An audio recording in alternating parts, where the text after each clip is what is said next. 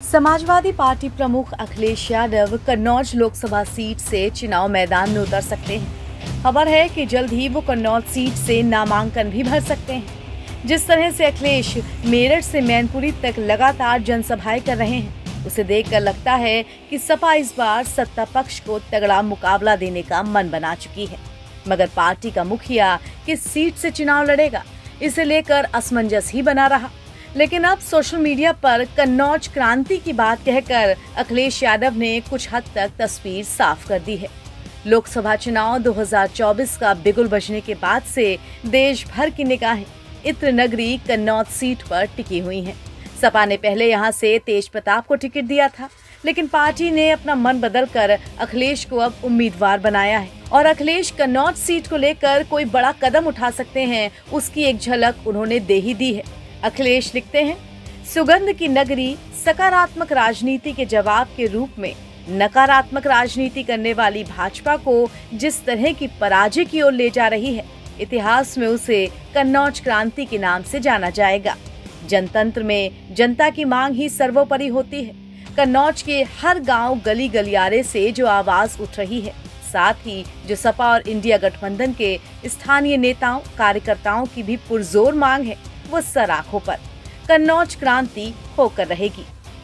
मोहब्बत की महक फैलानी है, हमको लिखनी नई कहानी है। कन्नौज लोकसभा सीट समाजवादी पार्टी का गढ़ रही है। अखिलेश यादव पहली बार यहां से साल 2000 में कन्नौज के सांसद बने थे। उपचुनाव में उन्होंने जीत हासिल की थी। उसके बाद वो 2004 और 2009 में भी इस सीट पर सांसद रहे। उत्तर प्रदेश का मुख्यमंत्री बनने के बाद लोकसभा से इस्तीफा देने के चलते 2012 में कन्नौज सीट पर हुए उपचुनाव में अखिलेश की पत्नी डिंपल यादव निर्विरोध चुनी गई थी।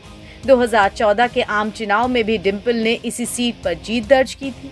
हालांकि साल 2019 के चुनाव में डिंपल बीजेपी के सुब्रत पाठक के हाथों हार गई थी।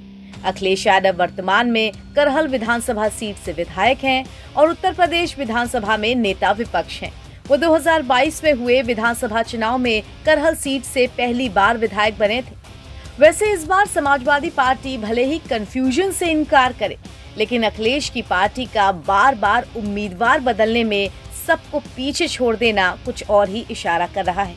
समाजवादी पार्टी ने 4 सीटों पर 2 बार प्रत्याशी बदला है।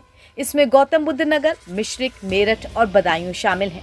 वहीं 9 सीटों पर सपा 1 बार प्रत्याशी बदल चुकी है। इसमें मुरादाबाद से लेकर वाराणसी, सुल्तानपुर और बागपत तक का नाम शामिल है। समाजवादी पार्टी ने अखिलेश के चुनाव लड़ने की चर्चा पर विराम लगा दिया था, लेकिन अचानक ही अखिलेश ने इस मामले में ट्वीट दे दिया।